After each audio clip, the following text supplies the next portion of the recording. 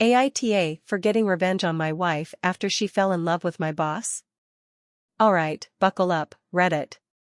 This is a wild ride, and I honestly still can't believe how it all went down.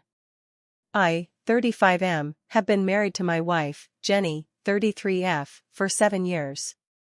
We've had what I thought was a solid marriage, good communication, mutual respect, and a decent social life. At least, that's what I believed until about a year ago. I work in sales for a mid-sized company, and my boss, Dan, 45M, is one of those classic charismatic types. He's successful, good-looking, and always the life of the party at work events. We'd been to a few company functions together, and Jenny had met Dan a couple of times. I noticed she seemed to get along with him well, but I never thought much of it.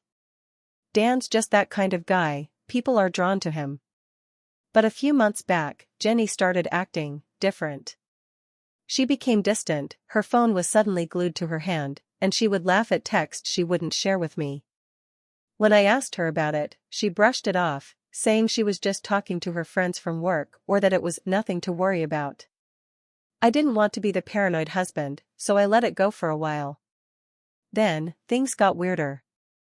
She began taking more interest in my work, asking about Dan way more than usual. "How's Dan doing? What did Dan say about that big account you landed?" At first, I thought she was just trying to be supportive, but then I noticed she seemed almost too interested in Dan. My gut was screaming that something was off, so I started paying closer attention. One night, I overheard her on the phone, giggling like a teenager. I couldn't hear much, but I caught a few lines, and my heart dropped when I realized she was talking to Dan. After that, I started snooping. Yes, I know, not proud of it, but I had to know what was going on. I went through her phone, I know, and found a string of messages between her and Dan. They were flirting, exchanging inside jokes, and there were some seriously inappropriate messages. I even found out they had been meeting up for drinks, behind my back. I was furious. Here I was, busting my ass at work, trying to provide for us, while my wife was falling for my boss. I confronted Jenny about it, and she broke down, admitting that she had developed feelings for Dan. She claimed nothing physical had happened yet, but they had an emotional connection and she was confused about her feelings. I didn't buy it. Emotional cheating, physical cheating, it's all betrayal to me. I could have just filed for divorce right then and there, but I wanted more than that. I wanted revenge. I needed to hit both of them where it hurt. I didn't say anything about what I knew. I played it cool for a couple of weeks, pretending to forgive her, even pretending like I didn't care about her emotional connection with Dan. I told her I needed some space to think things over, but really, I was planning my next move. Here's where the plot thickens. I've been a top performer at my company for the past few years, and I had some pretty good leverage over Dan. See, he'd been involved in some shady business deals, nothing illegal, but certainly unethical. I had documented proof of this from an internal audit I was involved in. I knew if the higher-ups found out, Dan would be screwed. I made sure to keep copies of everything. A few weeks later, I went straight to the CEO and showed him everything I had. Dan was fired within the week. But that's not all. I had a friend in HR who let me know that Dan was using company resources, our expense account, to fund some of his little meetings with my wife. The company was furious, and they threatened legal action against him. Dan's reputation was shattered. Now, you might be wondering where Jenny fits into all this. Well, right after Dan got fired, I sat her down and told her I knew everything, the cheating, the lies, all of it. She was stunned. She thought I had just let it go. I handed her divorce papers right then and there, and here's the kicker, I had secretly transferred all the money from our joint accounts into a separate one in my name a few days earlier. She was left with nothing. She freaked out, of course. Tried to apologize, said she made a mistake, the usual. But it was too late. I told her I was done and that she could go live out her emotional connection with Dan. Oh wait, Dan was unemployed and broke now. Here's the twist, though, after I kicked her out, I found out from a mutual friend that Dan had been seeing multiple women while he was emotionally connecting with my wife. She was just one of many. When she tried to reach out to him for comfort after I left her, he ghosted her. Turns out, Dan wasn't interested in anything serious with her at all. So now, I'm free from both of them. I got my revenge on Dan by exposing him and tanking his career, and Jenny? Well, she's left with nothing but her poor decisions. Last I heard, she's struggling to find a place to live, and Dan is nowhere to be found. So, Reddit, AITA for getting revenge on my wife and her emotional affair with my boss? AITA for cheating on my husband with my husband?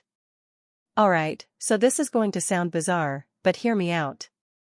I, 32F, have been married to my husband, Tom, 34M, for 6 years.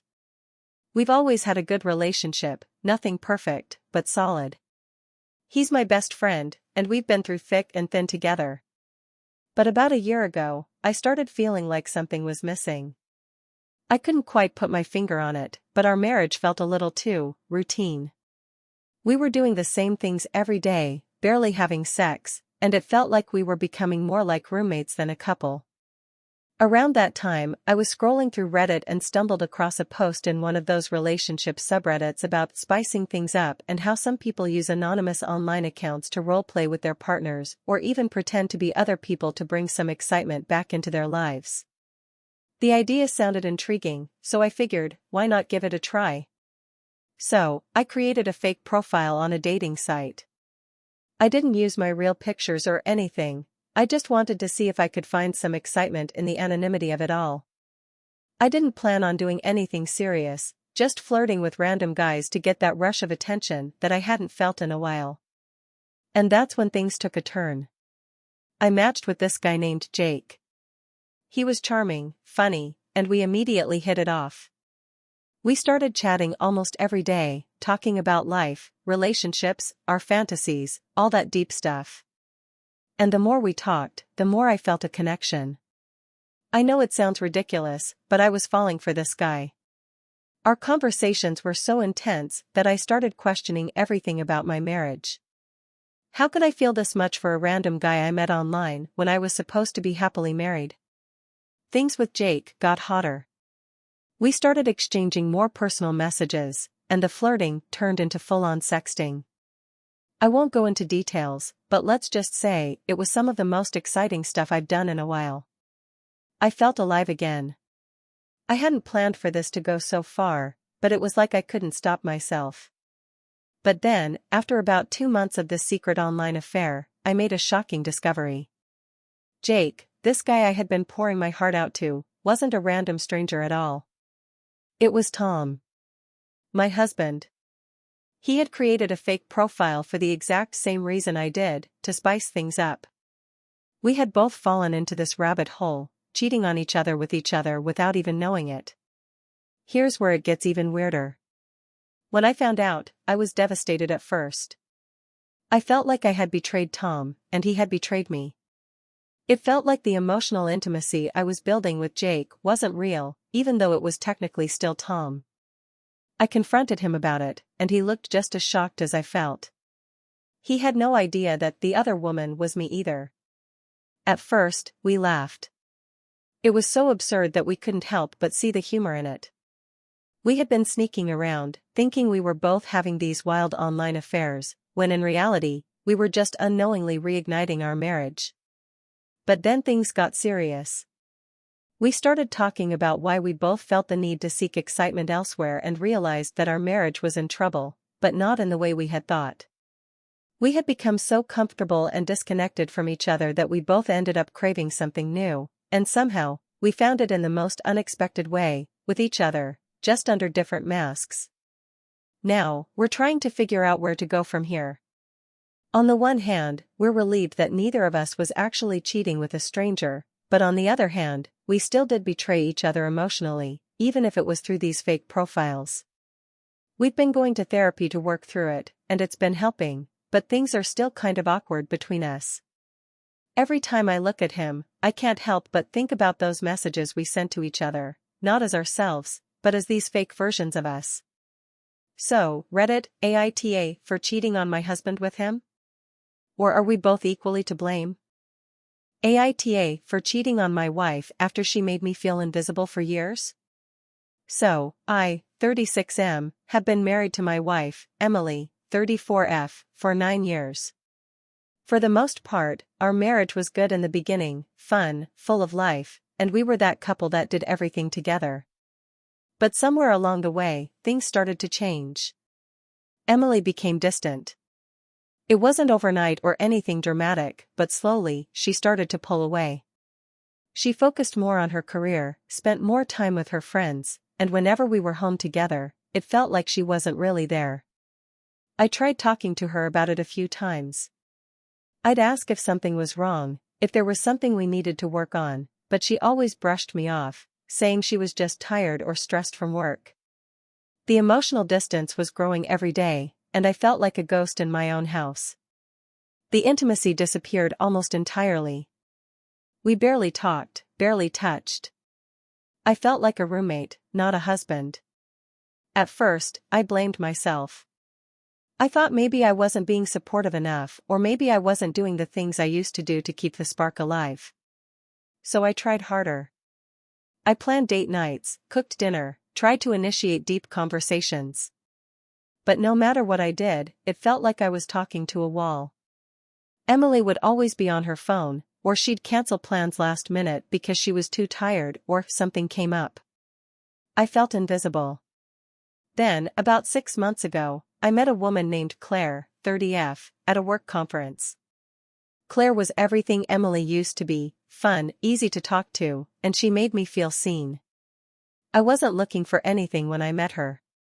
Honestly, I just enjoyed talking to someone who actually seemed interested in what I had to say. We exchanged numbers, purely for work reasons, or so I told myself, but over time, we started texting more frequently. It started innocently enough, just talking about work stuff or funny things that happened during our day, but eventually, it turned into something more. Claire became the person I turned to when I needed someone to talk to, and before I knew it, I had developed feelings for her. I knew it was wrong, but it felt good to feel wanted again. One night, after a particularly rough argument with Emily, she had canceled our anniversary dinner to work late. I ended up at Claire's place. I told myself it was just for a drink, to vent, but one thing led to another, and we ended up sleeping together. I wish I could say it only happened once, but it didn't. Claire became my escape. I knew I was betraying Emily, but every time I went home, it felt like she didn't even care whether I was there or not. I kept telling myself that Emily had already checked out of the marriage, and I was just filling a void. Here's where it gets complicated. A few weeks ago, Emily suddenly changed. Out of nowhere, she started paying attention to me again. She started planning dates, asking how my day was, and acting like the wife I had missed for so long. I thought maybe she had noticed that something was wrong between us and wanted to fix things. But I was too far gone. By this point, I was in deep with Claire, and I felt trapped. I didn't know how to end things with Claire without blowing up my entire life. Last week, I finally came clean. I told Emily about Claire, thinking she'd be devastated, but her reaction shocked me. She wasn't angry or even particularly surprised. She just said, "I knew." When I asked her how long she had known, she admitted that she had noticed something off months ago. Then, she hit me with the real bombshell. Emily had been going through her own emotional struggles and had even considered leaving me at one point. But instead of giving up, she had decided to work on herself, thinking it would bring us closer together. She wanted to make things right, but by the time she was ready to reconnect, I had already checked out. Now, I feel like the world's biggest asshole. Emily had been trying to fix things, and I had thrown myself into an affair. I ended things with Claire immediately, but I don't know if I can fix what I've done to my marriage. Emily hasn't left me, but things are tense, and she's clearly hurt. I'm doing everything I can to make it right, but I don't know if it's too late. So, Reddit, AITA, for cheating on my wife after feeling neglected for years? Or did I cross a line I can't come back from?